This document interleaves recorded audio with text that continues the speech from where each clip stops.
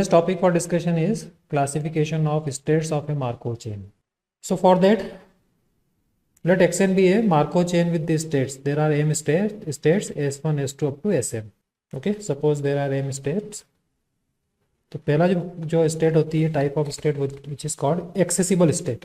Accessible state, so any state Sj is accessible from Si, written as Si Sj if Pij greater than 0 for some n. इसका मतलब है कि starting from Si initially, starting from any state at n equal to 0, if after n periods you can reach at Sj, that means Pij is greater than 0. That means transition from state I to state j is non-zero after some time, then state Sj is called accessible from state Si. So initially हो सकता है कि Si to Sj transition नहीं हो, लेकिन after some time you can reach at Sj. तो इसको हम बोलते हैं एक्सेसिबल स्टेट. अभी आगे हम एग्जांपल में देखेंगे कि Si to Sj अगर ट्रांजिशन इनिशियली ये नहीं है या कुछ स्टेप्स में नहीं है, but after some time it is possible to go from Si to Sj. तो ये प्रोबेबिलिटी अगर नॉन जीरो होती है तो इसको हम बोलते हैं कि ये एक्सेसिबल है. Sj is accessible from Si. Then second is communicating states. Communicating state का मीनिंग है Si to Sj and Sj to Si. So transition from Si to Sj and Sj to Si are possible, then they are called communicating states.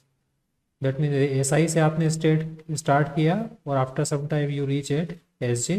सो ये probability Pij and greater than 0 है. And also after some time it is possible to reach from Sj to Si. So probability that Pji is also non-zero at some period. So अगर दोनों के बीच में transition possible है Si to Sj and Sj to Si, then they are called communicating states. That means both are accessible from each other. Then they are called communicating states. So ये notation है. Accessible के लिए हम ये notation use करेंगे and communication के लिए ये यूज़ करेंगे Si to Sj and Sj to Si. So what is the meaning of Si to Sj communicating state? That means Si to Sj and Sj to Si at some point of time or at some period. ये हो सकता है कि किसी n period में हो, ये हो सकता है कि उसके बाद किसी और पीरियड में हो. सो अलग अलग पीरियड में हो सकता है कि ये Si to Sj and Sj to Si possible हो transition. Then this relation communication is an equivalence relation. Equivalence relation का मीनिंग होता है कि ये जो रिलेशन है this is reflexive. Every state is accessible from itself. So Si to Si इस तरह का होना चाहिए. ये Si to Si transition from Si to Si that means Pii. ठीक है, ये भी होना चाहिए. It is called reflexive relation. Then symmetric Si to Sj अगर कम्युनिकेशन है देन Sj to Si ये तो हो गई, बिकॉज कम्युनिकेशन का जो मीनिंग ही है कि Si to Sj अगर कम्युनिकेशन है देन Sj to Si भी कम्युनिकेशन एक्सेसिबल है. Both are. Then it is transitive also. Transitive का मीनिंग है कि Si to Sj अगर आपके पास में कम्युनिकेशन है Si to Sj and Sj to Si communication Sj to Sk, then Sk to Si is also accessible from Sk, क्योंकि दोनों तरफ आपके पास में एरो ड्रॉ किए हमने. So Si to Sj and Sj to Sk, then reverse direction में Sk to Sj then Si. तो ये भी आपके पास में जो है रिलेशन ट्रांजिटिव है. सो कम्युनिकेशन का मीनिंग ये नहीं है कि डायरेक्ट यहाँ से यहाँ एज हो सकता है कि Si to Sk किसी भी दूसरी स्टेट के थ्रू हो. The only thing is that Si to Sk कोई पाथ होना चाहिए या कोई उसमें जाने का एजेस होनी चाहिए. सो Si to Sk डायरेक्ट नहीं है बट Si to Sk है थ्रू Sj. सो हो सकता है कि n इक्वल टू 1 पर Si to Sj एज्यूम करती हो स्टेट, देन नेक्स्ट पीरियड में n इक्वल टू 2 में Sj to Sk हो. सो Si to Sk. Similarly Sk to Si किसी और पीरियड में हो सकता है कि वो डायरेक्ट भी हो सकती है और इसके थ्रू भी हो सकती है. सो ट्रांजिटिव का मीनिंग है Si Sj अगर कम्युनिकेटिंग है Sj Sk कम्युनिकेटिंग है then Si and Sk also communicating है. सो ये इक्विवेलेंस रिलेशन इसको हम बोलते हैं ऐसे रिलेशन को जिनमें 3 प्रॉपर्टीज होती है, reflexive, symmetric and transitive. So the relation of communication is an equivalence relation. अभी इक्विवेलेंस रिलेशन का मीनिंग क्या होता है? वी कैन डिवाइड जितने भी स्टेट्स दी हुई है S1 S2 up to Sm किसी भी पर्टिकुलर मार्को चेन में वी कैन क्लासीफाई देम और we can partition them into communicating classes. That means जितनी भी स्टेट्स हैं उन सबको स्टेट्स को हम अलग अलग क्लासेस में डिवाइड कर सकते हैं और हर एक क्लास में जो स्टेट्स हैं वो आपस में कम्युनिकेट करेंगी और हर एक क्लास में जो भी स्टेट्स हैं वो दूसरी किसी क्लास से कम्युनिकेशन उसका नहीं होगा। ऐसी क्लास अगर हम फाइंड कर लेते हैं तो उसको हम बोलते हैं partition. So any Markov chain can be partition into communicating classes. कोई भी मार्कोव चेन है उसकी सारी क्लासेस को आप कम्युनिकेटिंग क्लासेस में जो है वो क्लासीफाई कर सकते हो या पार्टीशन कर सकते हो such that only members of same class communicate with each other. That means उस क्लास के बाहर जो है वो कम्युनिकेट नहीं करें। अभी मैं एग्जांपल लूँगा इसका, हाउ टू डिवाइड और partition A given Markov chain into communicating classes. For example so यहाँ पर 8 स्टेट्स है मार्कोव चेन की S1 S2 up to S8 और इनके बीच में आपको कम्युनिकेशन दिया हुआ है, इनके बीच में ट्रांजिशन आपको दिया हुआ है, सम प्रोबेबिलिटीज। एरो जो है आपको direction of arrow shows the transition, that means S1 to S3 arrow यहाँ पर आपको दिखाई दे रहा है तो S1 टू S3 ट्रांजिशन है बट S3 टू S1 नहीं है। सिमिलरली S1 टू S2 है and S2 to S1 because of direction of arrows, तो यहाँ पर ये इस तरह से ट्रांजिशन है। Similarly S7 to S8 is transition, probability होगी कुछ। S7 टू S6 ट्रांजिशन है and S6 to S7 transition है। Similarly S8 to S6 transition possible है। Similarly S1 to S5 transition. तो ये direction of arrow will show the communication, that means S3 is accessible from S1। Simple सी बात। तो अब यहाँ पर आप देखोगे कि इनमें कम्युनिकेशन किन किन स्टेट्स में पॉसिबल है, वो सारी एक क्लास में आएंगी। कम्युनिकेशन का मीनिंग है कि SI to SJ and then SJ to SI, ऐसा कुछ होना चाहिए।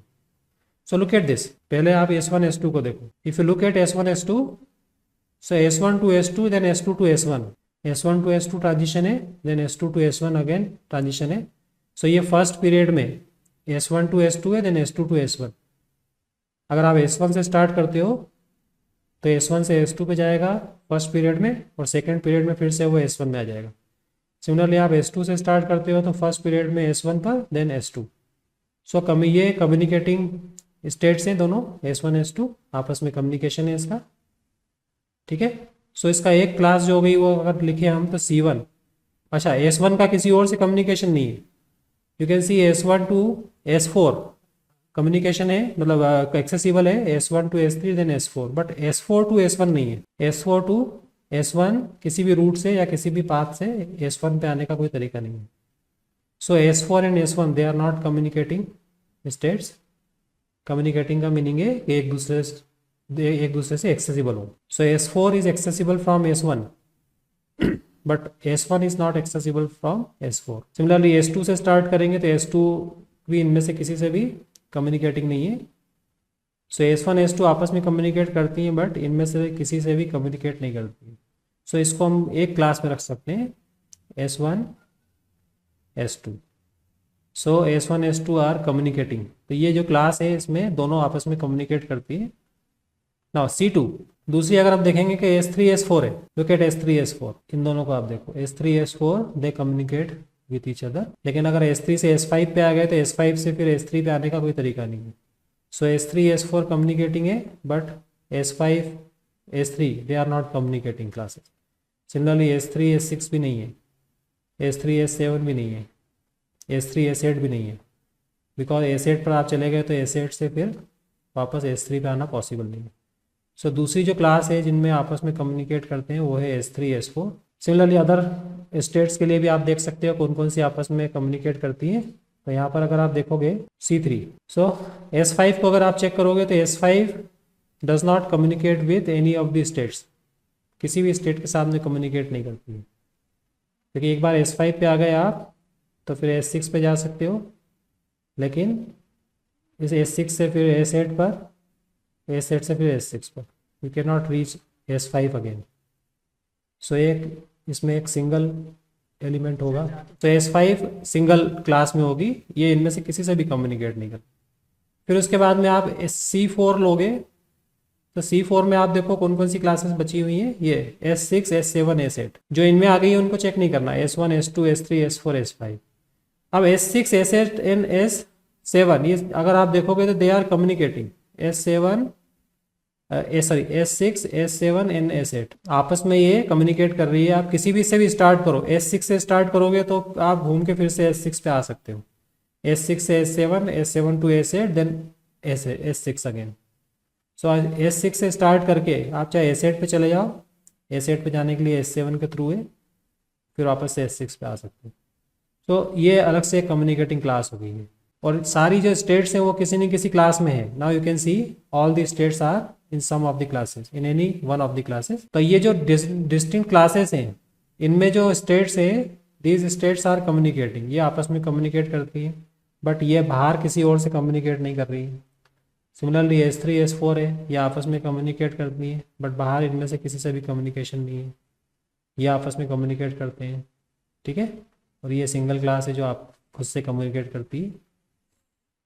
तो स्टेट्स ऑफ मार्कोव चेन, इस तरह से अगर आप कम्युनिकेशन रिलेशन डिफाइन करो तो यू कैन पार्टीशन। तो C1 यूनियन C2, पार्टीशन का मतलब है C1 union C2 union C3 union C4, ये क्या है, set of all the states of the Markov chain, and ये सारी डिसजॉइंट है, इसको पार्टीशन बोलते हैं। C4, इनके बीच में कुछ भी कॉमन नहीं है। सो इन क्लास के बाहर वो कम्युनिकेट नहीं करेगी, इसलिए इनको हम बोलते हैं कि ये इक्विवेलेंस रिलेशन है, and that's why these classes are partition of set of all states of the Markov chain, ठीक है। Then next is return state. Return का मीनिंग है कि मार्कोव चेन किसी भी स्टेट से अगर स्टार्ट करती है, सपोज SI से, so after some time it comes back to SI। जैसे ये S1 है, S2 है, S3 है। तो किसी भी स्टेट से स्टार्ट करें और वो आफ्टर सम टाइम फिर से उसी स्टेट में आ जाए, तो उसको हम बोलते हैं कि वो रिटर्न स्टेट है। जैसे S1 से स्टार्ट किया आपने, S2 पे चले गए, ये हो गया फर्स्ट पीरियड में। देन S2 से स्टार्ट किया तो S3 पे चले गए सेकंड वाले में, और थर्ड में फिर उस पे आ गए थर्ड स्टेप में S1 में। सिमिलरली S2 से स्टार्ट करके आप जा सकते हो S1 S2 and so on. सो इसको हम बोलते हैं रिटर्न स्टेट, ठीक है। S1 टू S1 इनिशियली हो सकता है 0 हो, but after some time S1 to S1 non zero हो जाए, ऐसी स्टेट को बोलते हैं रिटर्न। पीरियड ऑफ स्टेट, ये सारे रिटर्न हम अगर हम चेक करें कि किस स्टेट में किस स्टेप में रिटर्न होती है, तो अगर ये एक फिक्स्ड इंटरवल के बाद हमेशा रिटर्न होती है तो उसको हम बोलते हैं पीरियड ऑफ द स्टेट। तो पीरियड ऑफ स्टेट का मीनिंग है कि ये जिन जिन भी स्टेप में रिटर्न होती है उनका ग्रेटेस्ट कॉमन डिवीजर, उसको हम बोलते हैं पीरियड। हो सकता है कि कोई स्टेट सेकेंड में रिपीट हो रही हो, फोर्थ में रिपीट हो रही हो, 8th में रिपीट हो, 10 में हो, 12 में हो, एंड सो ऑन। ऐसा हो सकता है कि n=2 में रिपीट हो गई SI। सो उन सारे रिपीटेशन का जो पीरियड है, उस पीरियड का GCD अगर लेंगे हम, इन सब का GCD क्या है, 2, ग्रेटेस्ट कॉमन डिवीज़र। सो ग्रेटेस्ट कॉमन डिवीज़र जब 2 आएगा तो इसका मीनिंग क्या है कि ये जो स्टेट है SI, it repeats in multiples of 2। That means जब भी ये रिपीट होगी तो ये 2 का भी मल्टीपल पीरियड होगा, 4, 6, 8 इस टाइप से। 6 नहीं है यहाँ पर, 8 है। तो ये हमेशा किसी फिक्स्ड इंटरवल के बाद रिपीट हो तो उसको हम बोलते हैं कि वो पीरियड है उसका। पीरियोडिक स्टेट इसी केस में हम डिफाइन कर सकते हैं कि अगर पीरियड अगर ग्रेटर देन 1 हो then it is called periodic, and it is aperiodic if DI=1। तो ये जिस जिस पीरियड में रिपीट होती है उन पीरियड्स का हम GCD लेते हैं, और GCD जो भी आता है अगर वो ग्रेटर देन 1 आया है तो पीरियोडिक हो जाएगी, और अगर 1 आया है तो वो अपीरियोडिक होगी। अपीरियोडिक का मतलब है कि सपोज वो सेकेंड में रिपीट हुई, that means P22 PII second में नॉन जीरो आ गया, PII फिर हो सकता है कि 5th वाली में जीरो आ जाए, फिर हो सकता है कि PII 7th वाली में जीरो आ जाए। तो अगर आप यहाँ GCD देखोगे 2, 5 और 7 का, 2, 5, 7, इसके आगे और भी नंबर्स होंगे, सो इनका GCD है 1। दैट क्लियरली मीन्स कि ये अपीरियोडिक है। अपीरियोडिक का मतलब है कि फिक्स्ड इंटरवल नहीं है, कभी भी रिपीट होती है, हम उसका कोई इंटरवल फाइंड नहीं कर सकते, फिक्स्ड इंटरवल जिसके बाद वो रिपीट हो। तो ऐसी स्टेट को हम बोलते हैं अपीरियोडिक। तो जितने भी पीरियड में वो रिपीट हो रही है वो स्टेट, उनका GCD लेके देखेंगे। तो कोई स्टेट हो सकता है कि 3rd में रिपीट हो, फिर 6 में हो, फिर 12 में हो जाए, फिर 18 में हो जाए, फिर 21 में हो जाए, एंड सो ऑन। सो इन सब का GCD अगर हम फाइंड करेंगे तो हो जाएगा 3। दैट मीन्स जो भी रिपीट होगा वो 3 के मल्टीपल वाले पीरियड में रिपीट होगा। सो PIIN ग्रेटर देन 0 अगर इस तरह से 3rd के लिए, 6 के लिए, 12 के लिए, तो इसका मतलब है कि वो जो स्टेट है वो 3 के मल्टीपल वाले पीरियड में रिपीट होती है। लेकिन अगर 1 है तो इसका मतलब है कि कुछ समय बाद वो हर एक पीरियड में रिपीट होती है या फिक्स्ड इंटरवल नहीं है उसका। तो इसको हम बोलते हैं अपीरियोडिक स्टेट और इनपीरियोडिक स्टेट्स। तो कई बार स्टेट्स ऐसी होती है जो initially SI to SI possible नहीं होता है, but after some time fixed interval के बाद वो फिर से उसी स्टेट में आती रहती है। This is called aperiodic and periodic states. So aperiodic के लिए या तो DI इक्वल टू 1 हो अपीरियोडिक के लिए, या इनिशियली ये probability SI to SI non zero, क्योंकि उसको भी काउंट करेंगे तो इसका GCD 1 आएगा। चलिए फॉर एग्जांपल जैसे ये लेते हैं हम, लुक एट दिस। अब इसमें आपसे को बताना है कि पीरियड ऑफ एवरी स्टेट। तो पहले आपने S1 देखा, तो S1 टू S1 देखो 0 है यहाँ पर। S1 to S1 1 step transition probability 0 है। दैट मीन्स अगर वो अभी S1 से स्टार्ट करता है तो उसकी प्रोबेबिलिटी 0 है, P11 n इक्वल टू 0 से n equal to 1। Similarly S2 to S2 भी 0 है। S2 to S2 transition probability 0 है, P22 0, n इक्वल टू 0 से n इक्वल टू 1 पे। दैट मीन्स अभी ये 1 स्टेप में तो रिपीट नहीं हो रही है। तो मैट्रिक्स के थ्रू हेल्प से आप ये फाइंड कर सकते हो कि वो कब रिपीट होगा। इसके लिए आपको multi step transition probability find करना है। P² फाइंड किया। P² का मीनिंग है आफ्टर 2 पीरियड्स। सो P² अगर फाइंड करोगे तो you can see here S1 to S1. Now you have non-zero probability. That means P112 is 0.28, which is greater than 0. ये 2 है इसलिए P112 हो गया। ये जो दिया हुआ है ये P111 दिया है, P1110 0 है, P112 0.28।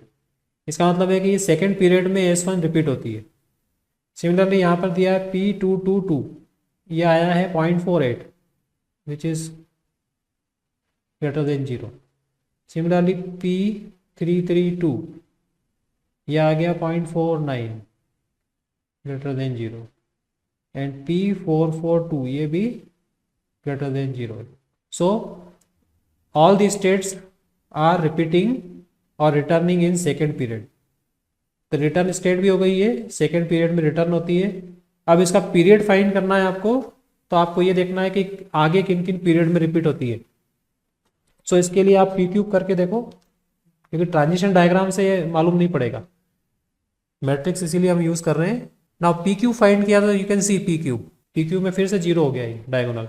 सो इस मैट्रिक्स में अगर आप देखोगे P³ again 0, that means S1 to S1 अगर आप फाइंड करोगे P11 in third period is 0, P22 in third period 0, P33 in third period 0, P44 in third period 0. That means ये थर्ड पीरियड में रिटर्न नहीं होती है। थर्ड पीरियड में कोई भी स्टेट रिटर्न नहीं होती है, सेकेंड में रिटर्न होती है, थर्ड में नहीं होती है।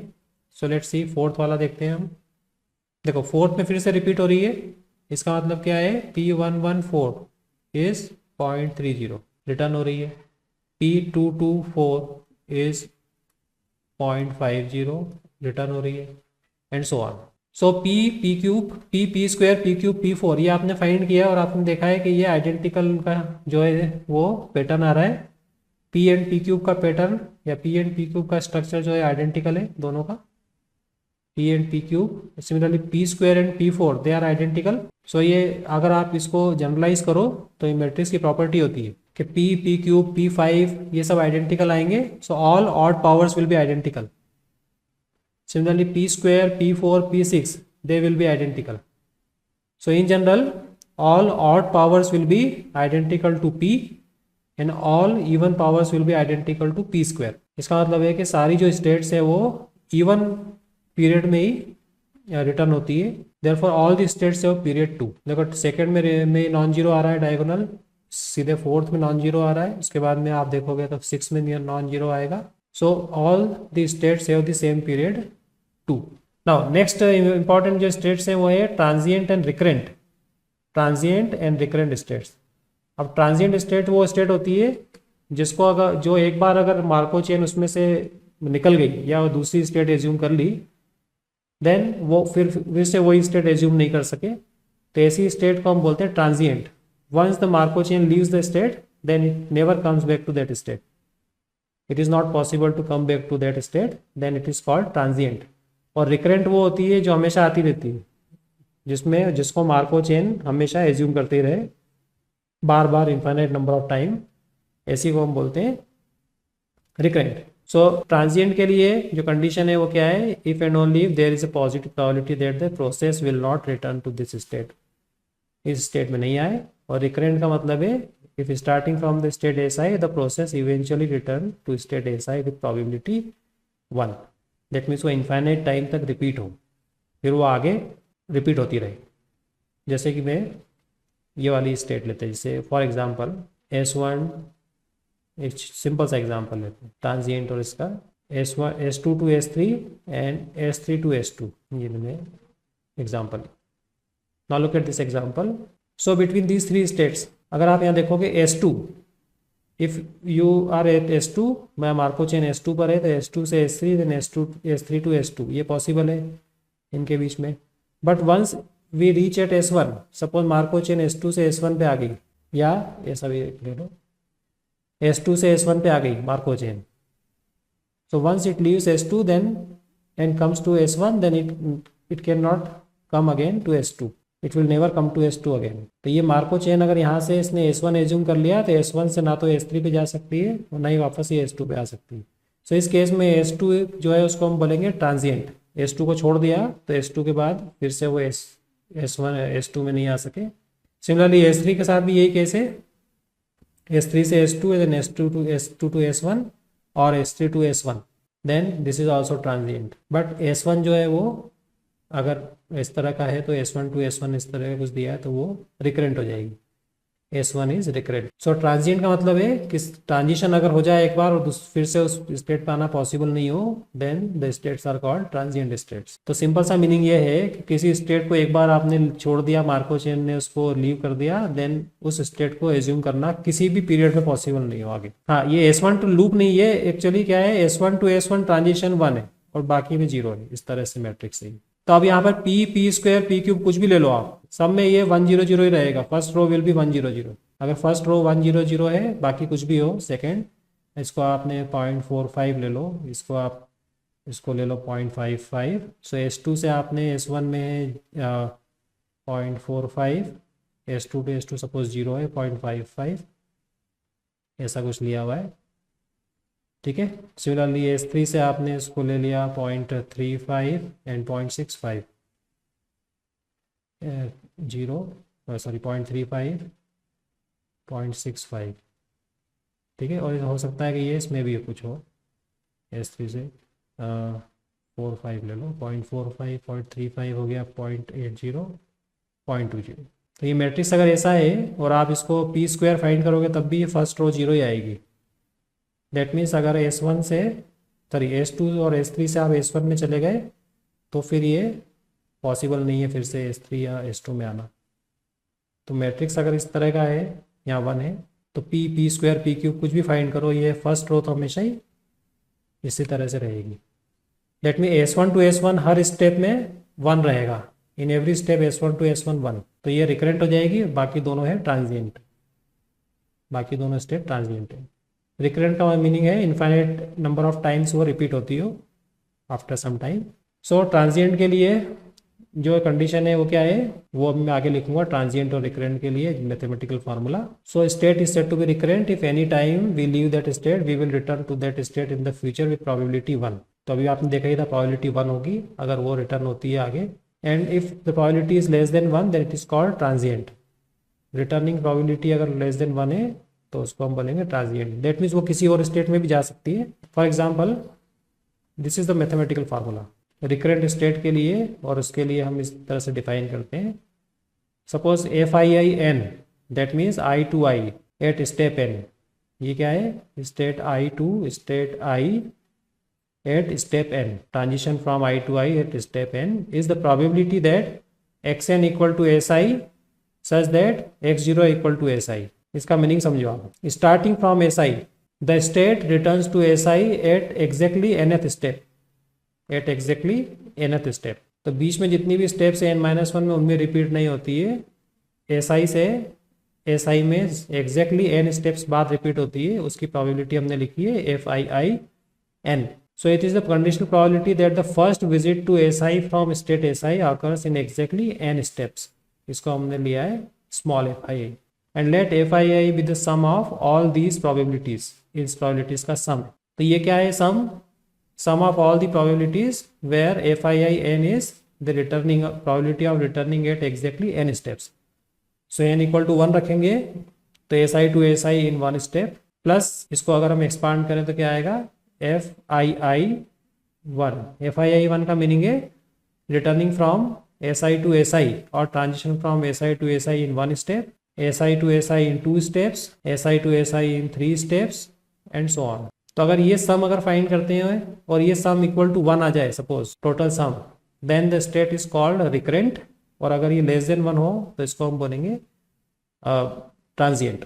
That means exactly n steps में रिटर्न होने की प्रोबेबिलिटी का सम जो है 1 हो और अगर 1 से लेस होगा तो वो हो जाएगी recurrent, sorry transient. So this is the mathematical condition for transient and recurrent states. तो रिकरेंट के लिए ये सम होना चाहिए 1 एंड ट्रांजिएंट के लिए सम होना चाहिए लेस देन 1. अभी मैं एग्जांपल लूंगा कैसे होगा ये जो मैंने लिखा था ना 1 0 0, ये क्या होगा S1 to S1. तो S1 to S1 in one step probability क्या है, ये 1 स्टेप प्रोबेबिलिटी है. सो यहाँ F111 इज 1. अब कोई आपसे पूछे F112 2 स्टेप में प्रोबेबिलिटी क्या है, तो 2 स्टेप की तो है ही नहीं, ये नहीं है ना, ये S2 है. तो 2 स्टेप में तो ये S1 पे आ ही नहीं रहा है कहीं भी. ये 2 स्टेप में S1 में कहीं से आ ही नहीं रहा है ना, S2 में भी नहीं जा रहा है, S3 में भी नहीं जा रहा है, तो ये 0 आएगी. सिमिलरली F113 अगर आप चेक करोगे तो वो भी 0 है. F113 का मतलब है कि ये 3rd स्टेप में फिर से 1 में आ जाए. हाँ, तो इसीलिए तो 1 0 0 रहेगा, तो इसीलिए तो ये रिकरेंट हो गई. ये सम फाइंड करेंगे हम तो ये 1 आएगा, ये वहाँ भी 1 ही रहेगा हमेशा, तो इसलिए तो ये रिकरेंट थी. S1 इज द रिकरेंट और S2 S3 ट्रांजिएंट थी. प्रोबेबिलिटी ट्रांजिशन प्रोबेबिलिटी से अलग है, ये PIJ और FII में डिफरेंस है. Transition probability is different thing, ये ट्रांजिशन प्रोबेबिलिटी नहीं है, ये स्टेप के बाद है. मैंने बताया जैसे 1 स्टेप में S1 में आने की प्रोबेबिलिटी है, फिर 2 स्टेप्स में S1 में आने की प्रोबेबिलिटी है, वो अलग है, इससे अलग है. ये ट्रांजिशन प्रोबेबिलिटी है, ये रिटर्निंग की प्रोबेबिलिटी है. रिटर्निंग 1 स्टेप में, 2 स्टेप में, 3 स्टेप में रिटर्न होने की. मैं भी एग्जाम्पल लेता हूँ आगे. ये हमेशा ही 1 रहेगा अगर 1 0 0 इस तरह का केस है. तो अभी जैसे मैं अभी तो तुम पूछ रहे हो, इस एग्जाम्पल में देखते हैं अपन इसमें कैसे all the states are recurrent. ठीक है, तो ये मैट्रिक्स देखो, इस मैट्रिक्स में अगर आप देखोगे तो ये probability 1 step transition probability matrix दिया हुआ है. इसका ट्रांजिशन डायग्राम मैंने यहाँ बनाया है. ये 1 स्टेप ट्रांजिशन डायग्राम है, 1 स्टेप ट्रांजिशन डायग्राम. तो यहाँ S1 S2 S3 तीनों के लिए चेक करना है, तो मैं S1 के लिए चेक कर रहा हूँ, आप सिमिलरली S2 S3 के लिए भी चेक कर सकते हो. तो मैं अभी आप यहाँ पर बताऊँगा आपको कि ये F11 ये समेशन जो है वो 1 कैसे है, n equal to 1 to infinity. So F11 calculate करते हैं हम. n का मीनिंग क्या है, स्टेप्स. F11 n का मीनिंग है कि 1 to 1 transition from 1 to 1 in n step, exactly n steps, exactly n steps. n equal to 1 का मीनिंग है transition from S1 to S1 in 1 step. तो क्या है प्रोबेबिलिटी, 1 स्टेप क्या है, S1 to S1, ये 1 स्टेप होगी. तो इधर से जाओगे या वापस यहाँ आओगे या इधर से जाके आओगे तो 2 स्टेप्स हो जाएगी. 1 स्टेप तो S1 S2 हो गया, second step S2 to S1, तो वो 2 स्टेप्स हो जाएगी. 1 step means S1 to S1, तो वो S1 to S1 है 1/5. तो ये हो गई 1 स्टेप ट्रांजिशन प्रोबेबिलिटी, ये n इक्वल टू 1 के लिए. That means returning to S1 from S1 in 1 step, exactly 1 step. 2 steps के लिए देखो क्या होगा, exactly 2 steps. So exactly 2 steps के लिए क्या है, S1 to S2 then S2 to S1. This is the only way. S1 to S2 and S2 to S1. So 4/5 into 9/20 क्या होगा, S1 to S2 then S2 to S1. 2 steps, exactly 2 steps में S1 पे आ गए हम. एक step में S1 से S2 में गए, then S2 to S1. So that probability is F112. ये जो होगी ये क्या है, F112, एग्जैक्टली 2 स्टेप्स में. सो 4/5 इंटू 9/20। सिमिलरली 3 स्टेप्स में अगर हम कैलकुलेट करें, S1 to S2, then S2 to S3, then S3 to S1, 3 steps, 4/5, then 11/20, then 1/4, इस तरह से 3 स्टेप्स सॉरी। तो ये सिंप्लीफाई करके लिखा हुआ है 1/5 इंटू 11/20, ये 4/5 इंटू 11/20, ऐसा ही है 4/5 इंटू 11/20, देन इंटू 1/4। सो ये 4 से 4 कैंसिल करके ये लिखा हुआ है 1/5 इंटू 11/20। सो ये प्रोबेबिलिटी क्या है, F11 इन 3 स्टेप्स, F11 3 स्टेप्स। सो ऐसे सारे पाथ 4 स्टेप्स में अगर चेक करेंगे तो S1 to S2, then S2 to S3, then S3 to S2, then S2 to S1। तो ये 4 स्टेप्स में आ गई। तो 4 स्टेप्स में S1 to S2, then S2 to S3, then S3 to S2, then again S2 to S1। ठीक है, सब ये यूनिक पाथ होंगे, आप चेक कर लेना। तो इस तरह से ये जो F11N है, हाँ बोलो, हाँ बोलो, 4 के बाद 5 में आएगा ना, स्टेप 5 में 5 कैसे आएगी, S1 to S2, S2 to S3, S3 to S2, then S2 to again S3, then S1। हाँ वो लूप चलेगा, वो S1 पे आने के पहले वो कितना भी बाहर लूप में घूम सकता है इनफैक्ट, क्योंकि वो तो p² b³ करोगे तो लूप आएगा ही सही, you are free to take any power. तो ये सारे पाथ मैंने अगर निकाले, मान लो सपोज मैंने यहाँ लिख रहा हूँ, आप कैलकुलेशन इसकी देख लेना। सो 6 steps, exactly 6 step, exactly 7 steps, exactly 8 steps, exactly 9 steps, ऐसा करके अगर हम फाइंड करें तो इनका जो सम है, total sum, if you take sum of all these जो मैंने आगे लिया है सम, तो इसमें आप देखोगे ये 1/5 जो है अलग हमने रखा है इसको, और इसके बाद सारी ऑड पावर जो भी ऑड टर्म्स है, 3rd, 5th, 7th, 9th, इनमें एक ट्रेंड है। 1/5 कॉमन लेके 11/20 है, फिर 11/20 का क्यूब है, 3/4 का स्क्वायर है, 11/20 स्क्वायर है, 3/4 है। तो अगर आप देखोगे इसमें एक ट्रेंड बनेगा आगे जाके, ये 3rd वाली टर्म है, ठीक है, 3rd, 5th, 7th, फिर 9th and so on. Similarly हम ऑल इवन टर्म्स को ऐड करें, 2nd, 4th, 6th, 8th, ठीक है, ये 2nd वाला हमने ले लें, 4th वाला ले लें, 6th वाला ले लें, हम 8th वाले ले लें, इन सबको ऐड करें हम, तो इनमें भी एक ट्रेंड है, दिख रहा है आपको। 4/5 इंटू 9/20 है, फिर 4/5 इंटू 9/20 कॉमन आ जाएगा, सभी में 4/5 इंटू 9/20 कॉमन है इवन में। सो इनको अगर हम ऐड करते हैं, जो कि सिंपल बाइनोमियल एक्सपेंशन से ऐड करेंगे, सो यहाँ पहले वाले जो ऑड टर्म्स हैं उनमें 1/5 इंटू 11/20 कॉमन लिया आपने, तो बनेगा 1 + 33/80, 33/80 whole square and so on. Similarly even जो भी टर्म्स हैं या इवन वाली जो भी सम है उसमें 4/5 इंटू 9/20 कॉमन ले लेंगे, तो इसमें भी इसी तरह से बनेगा ये। So if you take this 1 + x square and so on, 1 + x square and so on, तो वो हो जाएगा 1/1 - x। अगर ये बाइनोमियल एक्सपेंशन हम लगाए, दोनों में समेशन कॉमन, तो इन सब का सम जो है अगर हम लेंगे तो 1 आएगा। तो इसका मतलब है S1 इज रिकरेंट, S1 की एग्जैक्टली n स्टेप्स में रिटर्न होने की प्रोबेबिलिटीज का सम है वो है 1।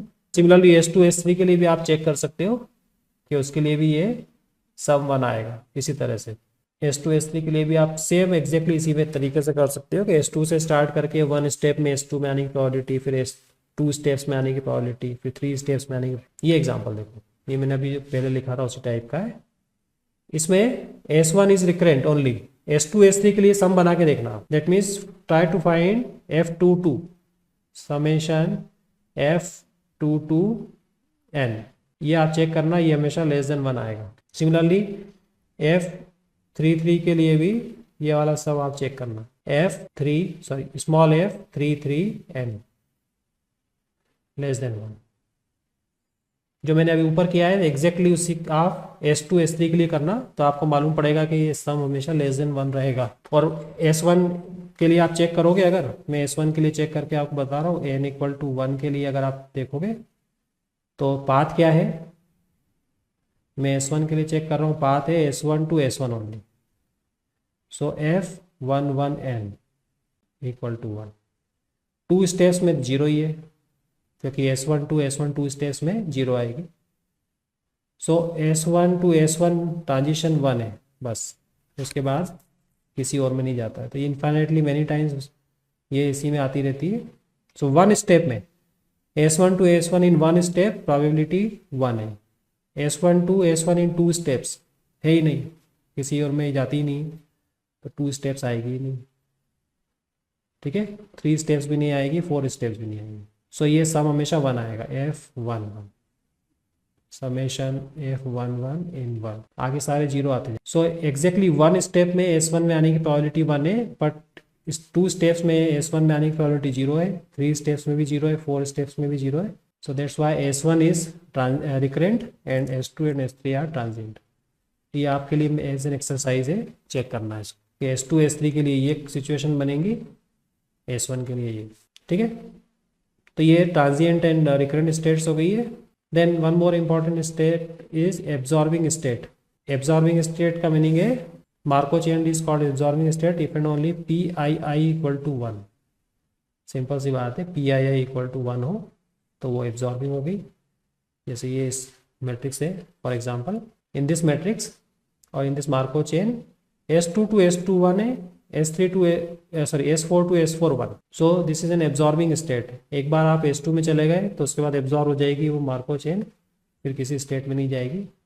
सिमिलरली S4 में चले गए देन एब्जॉर्ब होगी, फिर वो किसी और स्टेट में नहीं जाएगी। तो ये कुछ क्लासिफिकेशन है स्टेट्स का। इसके बाद हम जो डिस्कस करेंगे classification of Marco chains. So this is the classification of states of a Markov chain. I hope you understood all. Thank you very much.